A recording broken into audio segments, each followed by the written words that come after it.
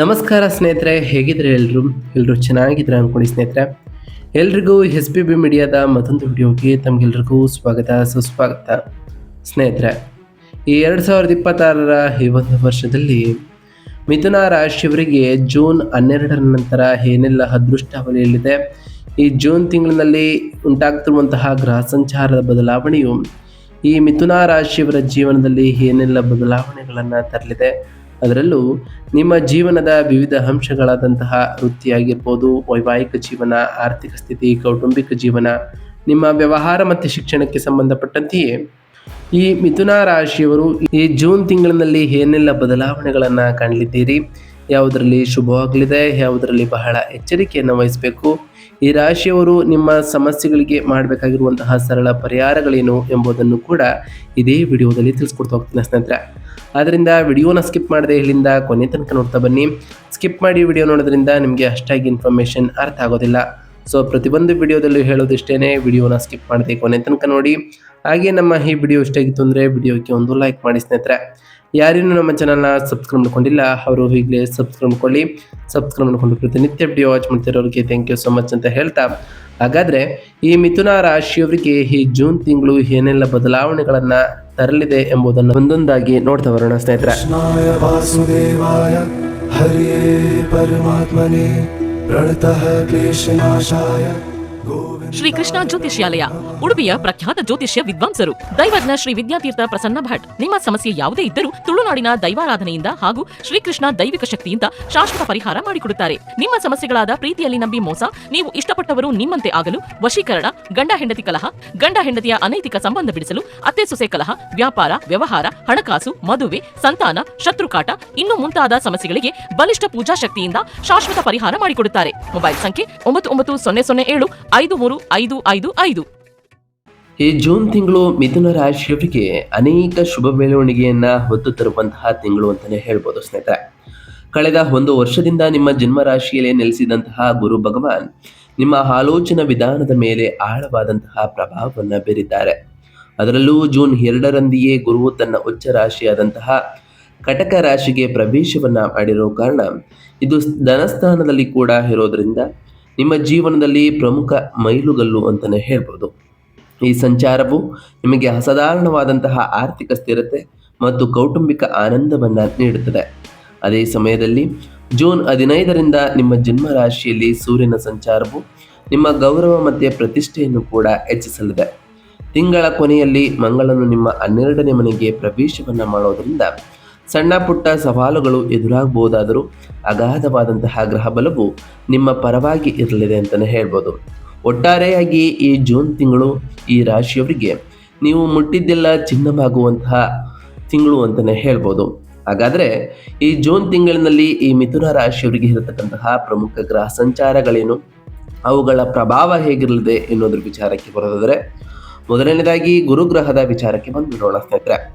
2ನೇ ಮನೆಯ ಉಚ್ಚ ಸ್ಥಾನದಲ್ಲಿ ಜೂನ್ 2ರಂದು ಕಟಕ ರಾಶಿಗೆ ಪ್ರವೇಶವನ್ನು ಮಾಡತಕ್ಕಂತಹ ಗುರುವು ನಿಮ್ಮ ಆರ್ಥಿಕ ಸ್ಥಿರತೆಯನ್ನ ಹೆಚ್ಚು ಮಾಡಲಿದ್ದಾರೆ.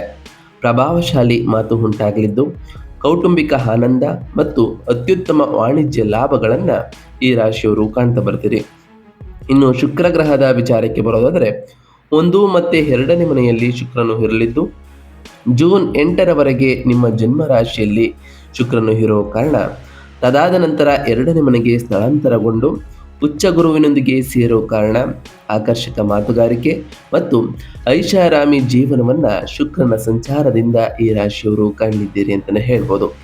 ಇನ್ನು ಸೂರ್ಯಗ್ರಹದ ವಿಚಾರಕ್ಕೆ ಬರೋದಾದರೆ 12ನೇ ಮನೆ ಮತ್ತು 1ನೇ ಮನೆಯಲ್ಲಿ ಸೂರ್ಯನು ಇರಲಿದ್ದು ಜೂನ್ 15ರವರೆಗೆ 12ನೇ ಮನೆಯಲ್ಲಿ ಇರೋ ಕಾರಣ ಪ್ರಯಾಣಗಳ ವಿಚಾರದಲ್ಲಿ ಬದಲಾವಣೆಗಳನ್ನು ಕಾಣ್ತಾ ಬರ್ತೀರಿ. ಅದಾದ ನಂತರ ನಿಮ್ಮ ಜನ್ಮ ರಾಶಿಯಾದಂತಹ ಮಿಥುನ ರಾಶಿಗೆ ಪ್ರವೇಶವನ್ನು ಮಾಡತಕ್ಕಂತಹ ಸೂರ್ಯನು ನಾಯಕತ್ವ ಮತ್ತು ಗುಣಗಳ ಹೆಚ್ಚಳ ಮತ್ತು ಸಾರ್ವಜನಿಕ ವ್ಯವಹಾರಗಳಲ್ಲಿ ಯಶಸ್ಸನ್ನು ಈ ರಾಶಿಯವರಿಗೆ ತರ್ತಾ ಬರ್ತಾರೆ ಅಂತಲೇ ಹೇಳ್ಬೋದು.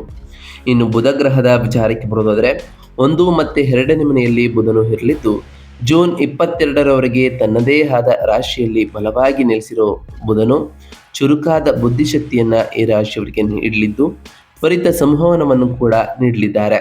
ಅನಂತರ ಆರ್ಥಿಕ ಲಾಭಗಳಿಗಾಗಿ 2ನೇ ಮನೆಗೆ ಪ್ರವೇಶವನ್ನ ಮಾಡೋ ಕಾರಣ ಸಾಕಷ್ಟು ಬದಲಾವಣೆಗಳನ್ನ ಬುಧನ ಸಂಚಾರವು ಈ ರಾಶಿಯವರ ಜೀವನದಲ್ಲಿ ತರಲಿದೆ.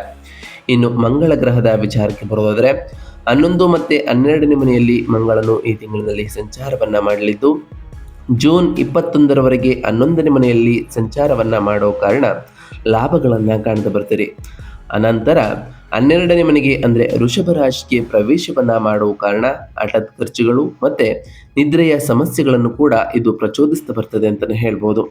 ಇನ್ನು ಶನಿ ಗ್ರಹದ ವಿಚಾರಕ್ಕೆ ಬರೋದಾದ್ರೆ 10ನೇ ಮನೆಯ ಮೀನ ರಾಶಿಯಲ್ಲಿ ಯಥಸ್ಥಿತಿಯಲ್ಲಿ ಇರತಕ್ಕಂತಹ ಶನಿಯು, ಅದರಲ್ಲೂ ಕರ್ಮಸ್ಥಾನದಲ್ಲಿ ಇರತಕ್ಕಂತಹ ಶನಿಯು ನಿರಂತರ ಪ್ರಯತ್ನಗಳು, ಕ್ರಮಬದ್ಧವಾದಂತಹ ಕಾರ್ಯನಿರ್ವಹಣೆ ಮತ್ತು ಹೆಚ್ಚಿನ ವೃತ್ತಿಪರ ಜವಾಬ್ದಾರಿಗಳನ್ನು ವಹಿಸಲಿದ್ದಾರೆ. ಇದರಿಂದ ಸಾಕಷ್ಟು ಬದಲಾವಣೆಗಳನ್ನು ಶನಿಯ ಸಂಚಾರದ ಸಮಯದಲ್ಲೂ ಕೂಡ ಈ ರಾಶಿಯವರು ಕಾಣಬಹುದಾಗಿದೆ. ಹಾಗಾದರೆ ಈ ರಾಶಿಯವರಿಗೆ ವೃತ್ತಿ ಮತ್ತು ಉದ್ಯೋಗದಲ್ಲಿ ಈ ಜೂನ್ 12ರ ನಂತರ ಏನೆಲ್ಲ ಬದಲಾವಣೆಗಳು ಆಗಲಿದೆ ಎಂಬುದನ್ನು ನೋಡ್ತಾ ಬರೋದಾದರೆ 12ನೇ ಮನೆಯಲ್ಲಿ ಶನಿಯ ಸಂಚಾರವು ಉದ್ಯೋಗದಲ್ಲಿ ನಿರಂತರವಾಗಿ ಶ್ರಮಿಸುತ್ತಿದ್ದೀರಿ. ಈಗ ಅದಕ್ಕೆ ತಕ್ಕಂತಹ ಪ್ರತಿಫಲ ಸಿಗುವಂತಹ ಸಮಯ ಅಂತಲೇ ಹೇಳ್ಬೋದು. ನಿಮ್ಮ ವೃತ್ತಿಯ ಅಧಿಪತಿ ಗುರುವು ಉಚ್ಚ ಸ್ಥಾನದಲ್ಲಿ ಆಲ್ರೆಡಿ ತಲುಪಿರೋ ಕಾರಣ ನಿಮ್ಮ ವೃತ್ತಿಪರ ದಕ್ಷತೆಗೆ ಅತ್ಯುತ್ತಮವಾದಂತಹ ಮನ್ನಣೆಯೂ ಕೂಡ ಸಿಗಲಿದೆ. ಅದರಲ್ಲೂ ಈ ಜೂನ್ 12ರ ನಂತರ ಬಡ್ತಿ ಅಥವಾ ವೇತನ ಹೆಚ್ಚಳವನ್ನು ನಿರೀಕ್ಷಿಸುತ್ತಿರುವವರಿಗೆ ಅತ್ಯಂತ ಸೂಕ್ತವಾದಂತಹ ಸಮಯ ಅಂತಲೇ ಹೇಳ್ಬೋದು. ಇನ್ನು ಜೂನ್ 15ರಂದು ನಿಮ್ಮ ಜನ್ಮ ರಾಶಿಗೆ ಸೂರ್ಯನ ಪ್ರವೇಶವೂ ಕೂಡ ಆಗೋದ್ರಿಂದ ನಿಮ್ಮ ವೃತ್ತಿಪರ ಆತ್ಮವಿಶ್ವಾಸವನ್ನು ಇದು ಉತ್ತುಂಗಕ್ಕೆ ಏರಿಸಲಿದೆ. ನೀವು ತೆಗೆದುಕೊಳ್ಳುವಂತಹ ನಿರ್ಧಾರಗಳು ದಿಟ್ಟ ಮತ್ತು ರಚನಾತ್ಮಕವಾಗಿ ಇರಲಿದೆ. ಸೂರ್ಯನು ಸ್ವಲ್ಪ ಅಧಿಕಾರದ ಅಹಂಕಾರವನ್ನು ಕೂಡ ಈ ಟೈಮ್ನಲ್ಲಿ ಈ ರಾಶಿಯವರಿಗೆ ಬೆಳೆಸ್ಬೋದು.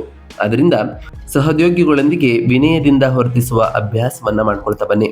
ಜೂನ್ 21ರ ನಂತರ ಮಂಗಳನು ನಿಮ್ಮ 12ನೇ ಮನೆಗೆ ಹೋದಾಗ ಕಂಪನಿಯ ಕೆಲಸಗಳಿಗಾಗಿ ನೀವು ದೂರದ ಪ್ರಯಾಣವನ್ನು ಕೂಡ ಮಾಡಬೇಕಾಗ್ಬೋದು.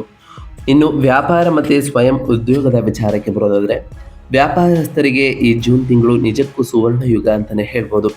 ನಿಮ್ಮ ವ್ಯಾಪಾರದ ಅಧಿಪತಿ ಮತ್ತು ವೃತ್ತಿಸ್ಥಾನದ ಅಧಿಪತಿ ಗುರುವು ಧನಸ್ಥಾನವಾದ 2ನೇ ಮನೆಯಲ್ಲಿ ಆಲ್ರೆಡಿ ಉಚ್ಚ ಸ್ಥಾನದಲ್ಲಿ ಇರೋ ಕಾರಣ ನಿಮ್ಮ ವಾಣಿಜ್ಯ ವಿಸ್ತರಣೆಗೆ ಅದ್ಭುತವಾಗಿ ಇದು ಕೆಲಸವನ್ನ ಮಾಡ್ತಾ ಬರ್ತದೆ. ಹೊಸ ವ್ಯಾಪಾರ ಒಪ್ಪಂದಗಳು ಹೆಚ್ಚು ಲಾಭದಾಯಕವಾಗಿ ಈ ರಾಶಿಯವರಿಗೆ ಪರಿಣಮಿಸಲಿದೆ. ವಿಶೇಷವಾಗಿ ಹೇಳಬೇಕಂದ್ರೆ ಜೂನ್ 8ರ ನಂತರ ಶುಕ್ರನು ಗುರುವಿನೊಂದಿಗೆ ಆಲ್ರೆಡಿ ಪ್ರವೇಶವನ್ನ ಮಾಡಿರೋ ಕಾರಣ ಕಲೆ, ಫ್ಯಾಷನ್, ಆಹಾರ, ಆತಿಥ್ಯ ಮತ್ತು ಸಂವಹನ ಕ್ಷೇತ್ರಗಳಲ್ಲಿ ತೊಡಗಿಕೊಂಡಿರುವವರಿಗೆ ಅತ್ಯುತ್ತಮವಾದಂತಹ ಲಾಭಗಳು ಕೂಡ ಸಿಗ್ತಾ ಬರ್ತದೆ. ನಿಮ್ಮ ಆಕರ್ಷಕ ಪ್ರಸ್ತುತಿ ಮತ್ತು ಬ್ರ್ಯಾಂಡಿಂಗ್ ಮೂಲಕ ನೀವು ಹೊಸ ಗ್ರಾಹಕರನ್ನ ಸುಲಭವಾಗಿ ಸೆಳೀತಾ ಬರ್ತೀರಿ.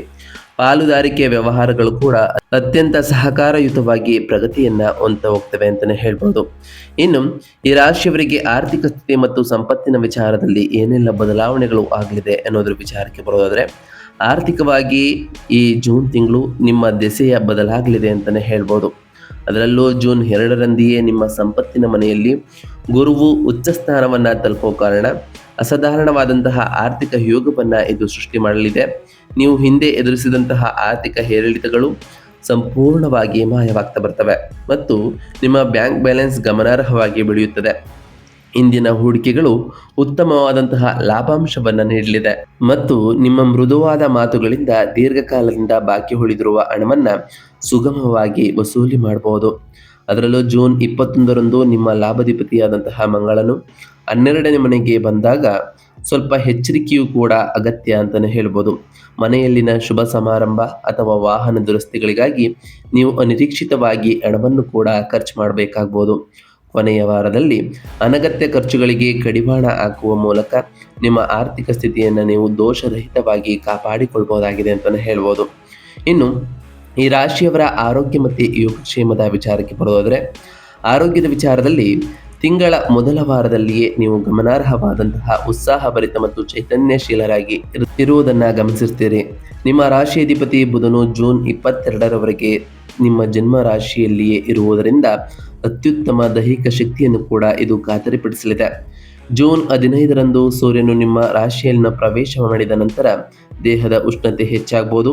ಇದು ಸಾಂದರ್ಭಿಕವಾಗಿ ತಲೆನೋವು ಅಥವಾ ಕಣ್ಣಿನ ಆಯಾಸಕ್ಕೆ ಕೂಡ ಕಾರಣವಾಗಬಹುದು. ಇದರ ಜೊತೆಗೆ ಜೂನ್ 21ರಿಂದ 12ನೇ ಮನೆಯಲ್ಲಿ ಮಂಗಳನ ಸಂಚಾರವು ಕೂಡ ಉಂಟಾಗುವ ಕಾರಣ ನಿದ್ರಾಹೀನತೆ ಮತ್ತು ಮಾನಸಿಕ ಬಳಲಿಕೆಯು ಕೂಡ ಈ ರಾಶಿಯವರಿಗೆ ಪ್ರಚೋದಿಸಬಹುದು. ಚಾಲನೆಯನ್ನ ಮಾಡುವಾಗ ಅಥವಾ ಪ್ರಯಾಣಿಸುವಾಗ ಎಚ್ಚರವನ್ನ ವಹಿಸಿ. ಸಮಯಕ್ಕೆ ಸರಿಯಾಗಿ ನಿದ್ರಿಸುವುದು ಮತ್ತು ತಂಪಾದ ಆಹಾರ ಪದಾರ್ಥಗಳನ್ನು ಸೇವಿಸುವುದು ಹೆಚ್ಚು ಪ್ರಯೋಜನಕಾರಿ ಆಗಿ ಇರಲಿದೆ ಅಂತಲೇ ಹೇಳ್ಬೋದು. ಇನ್ನು ಈ ರಾಶಿಯವರ ಕುಟುಂಬ ಮತ್ತು ಸಂಬಂಧಗಳ ವಿಚಾರಕ್ಕೆ ಬರೋದಾದರೆ ಕೌಟುಂಬಿಕ ಜೀವನವು ಕೂಡ ಅತ್ಯಂತ ಮಧುರವಾಗಿ ಇರಲಿದೆ ಅಂತಲೇ ಹೇಳ್ಬೋದು. ಕುಟುಂಬ ಜೀವನವು ಈ ರಾಶಿಯವರಿಗೆ 2ನೇ ಮನೆಯ ಮೂಲಕ ಉಚ್ಚ ಸ್ಥಾನದಲ್ಲಿ ಗುರು ಮತ್ತು ಶುಕ್ರನು ಸಂಚಾರವನ್ನು ಮಾಡುವ ಕಾರಣ ನಿಮ್ಮ ಮನೆಯಲ್ಲಿ ಹಬ್ಬದ ವಾತಾವರಣವನ್ನು ತರಲಿದೆ. ಅದರಲ್ಲೂ ಈ ಜೂನ್ 12ರ ನಂತರ ಕುಟುಂಬ ಸದಸ್ಯರೊಂದಿಗಿನ ಬಾಂಧವ್ಯ ಇನ್ನಷ್ಟು ಬಲಗೊಳ್ಳುತ್ತದೆ ಅಂತಲೇ ಹೇಳ್ಬೋದು. ನಿಮ್ಮ ಮಾತುಗಳಲ್ಲಿನ ಅಪಾರವಾದಂತಹ ಪ್ರೀತಿ ಇಂದಿನ ತಪ್ಪು ಗ್ರಹಿಕೆಗಳನ್ನು ಸಂಪೂರ್ಣವಾಗಿ ಕರಗಿಸ್ತಾ ಬರ್ತವೆ. ವಿವಾಹ ಸಂಬಂಧಗಳನ್ನು ಹುಡುಕುತ್ತಿರುವವರಿಗೆ ಕುಟುಂಬ ಸ್ಥಾನದಲ್ಲಿರುವ ಶುಭ ಗ್ರಹಗಳ ಸ್ಥಾನಗಳು ಸಂಬಂಧಗಳನ್ನು ಸುಗಮವಾಗಿ ಅಂತಿಮಗೊಳಿಸಲು ಸಹಾಯವನ್ನು ಕೂಡ ಮಾಡಲಿದೆ. ಜೂನ್ 15ರ ನಂತರ ನಿಮ್ಮ ಜನ್ಮ ರಾಶಿಯಲ್ಲಿರುವ ಸೂರ್ಯನ ಪ್ರಭಾವದಿಂದಾಗಿ ಅಹಂಕಾರದ ವರ್ತನೆ ಮೇಲುಗೈ ಸಾಧಿಸದಂತೆ ನೋಡಿಕೊಳ್ಳಿ. ಹಾಗೆ ನಿಮ್ಮ ಸಂಗಾತಿಯ ದೃಷ್ಟಿಕೋನವನ್ನು ಅರ್ಥ ಮಾಡಿಕೊಂಡು ಕೈಜೋಡಿಸಿ ಮುನ್ನಡೆಯುವುದು ಕೂಡ ಈ ರಾಶಿಯವರಿಗೆ ಅವಶ್ಯಕತೆ ಇರಲಿದೆ ಅಂತಲೇ ಹೇಳ್ಬೋದು. ನಿಮ್ಮ ವೈವಾಹಿಕ ಜೀವನವು ಬಹಳಷ್ಟು ಸುಂದರವಾಗಿರಲಿದೆ. ಆದರೆ ಸ್ವಲ್ಪ ತಾಳ್ಮೆಯ ಅಗತ್ಯ ಈ ರಾಶಿಯವರಿಗೆ ಬೇಕಾಗ್ತದೆ ಅಂತಲೇ ಹೇಳ್ಬೋದು. ಇನ್ನು ಶಿಕ್ಷಣ ಮತ್ತು ವಿದ್ಯಾರ್ಥಿಗಳ ವಿಚಾರಕ್ಕೆ ಬರೋದಾದರೆ ವಿದ್ಯಾಕಾರಕನಾದಂತಹ ಬುಧನು ನಿಮ್ಮ ರಾಶಿಯಾಧಿಪತಿಯಾಗಿ ಇರಲಿದ್ದು ಜೂನ್ 22ರವರೆಗೆ ತನ್ನದೇ ಆದ ರಾಶಿಯಲ್ಲಿ ಬಲವಾಗಿ ನೆಲೆಸಿರುವುದರಿಂದ ವಿದ್ಯಾರ್ಥಿಗಳಿಗೆ ಇದು ಅತ್ಯಂತ ಅದ್ಭುತವಾದಂತಹ ವರದಾನ ಅಂತಲೇ ಹೇಳ್ಬೋದು. ಸಂವಹನ ಮತ್ತು ಗಣಿತವನ್ನು ಅಧ್ಯಯನ ಮಾಡುವವರಿಗೆ ನಿಷ್ಪಕ್ಷ ಏಕಾಗ್ರತೆಯನ್ನು ನೀಡ್ತಾ ಬರ್ತದೆ. 2ನೇ ಮನೆಯಲ್ಲಿರುವ ಉಚ್ಚ ಸ್ಥಾನದಲ್ಲಿ ಗುರುವಿನ ಕೃಪೆಯೂ ಕೂಡ ಉಂಟಾಗುವ ಕಾರಣ ಶೈಕ್ಷಣಿಕ ಫಲಿತಾಂಶಗಳು ನಿಮ್ಮ ನಿರೀಕ್ಷೆಗಳನ್ನು ಮೀರಿಸ್ತಾ ಬರ್ತವೆ ಮತ್ತು ಸಂದರ್ಶನಗಳಲ್ಲಿ ಯಶಸ್ಸನ್ನು ಸಾಧಿಸುವುದು ಹೆಚ್ಚು ಸುಲಭವಾಗ್ತಾ ಹೋಗ್ತದೆ ಅಂತಲೇ ಹೇಳ್ಬೋದು. ಒಟ್ಟಾರೆಯಾಗಿ ಈ ಜೂನ್ 12ರ ನಂತರವೂ ಕೂಡ ಒಂದಿಷ್ಟು ಬದಲಾವಣೆಗಳ ಜೊತೆಗೆ ಒಂದಿಷ್ಟು ಎಚ್ಚರಿಕೆಯ ಸೂಚನೆಗಳನ್ನು ಕೂಡ ಕಾಣ್ತಾ ಬರ್ತೀರಿ. ಹಾಗಾದರೆ ಈ ರಾಶಿಯವರು ಮಾಡಬೇಕಾಗಿರುವಂತಹ ಸರಳ ಪರಿಹಾರಗಳೇನು? ಭವ್ಯವಾದ ಆರ್ಥಿಕ ಹರಿವನ್ನು ಸಂಪೂರ್ಣವಾಗಿ ಸದುಪಯೋಗಪಡಿಸಿಕೊಳ್ಳಲು ಮತ್ತು ತಿಂಗಳ ಅಂತ್ಯದಲ್ಲಿ ಉಂಟಾಗುವ ಮಂಗಳನಿಂದ ಉಂಟಾಗುವಂತಹ ಹಠಾತ್ ಖರ್ಚುಗಳನ್ನು ತಡೆಯಲು ನಾವು ತಿಳಿಸ್ಕೊಡುವಂತಹ ಸರಳ ಪರಿಹಾರಗಳನ್ನು ಮಾಡ್ತಾ ಬನ್ನಿ. ಮೊದಲನೇದಾಗಿ ನಿಮ್ಮ ರಾಶಿಯಾಧಿಪತಿ ಬುಧ ಮತ್ತು ಉಚ್ಚ ಸ್ಥಾನದಲ್ಲಿ ಗುರುವನ್ನು ಮೆಚ್ಚಿಸಲು ಪ್ರತಿ ಬುಧವಾರ ಮತ್ತು ಗುರುವಾರದಂದು ವಿಷ್ಣು ಸಹಸ್ರನಾಮ ಸ್ತೋತ್ರವನ್ನು ಪಠಿಸ್ತಾ ಬನ್ನಿ.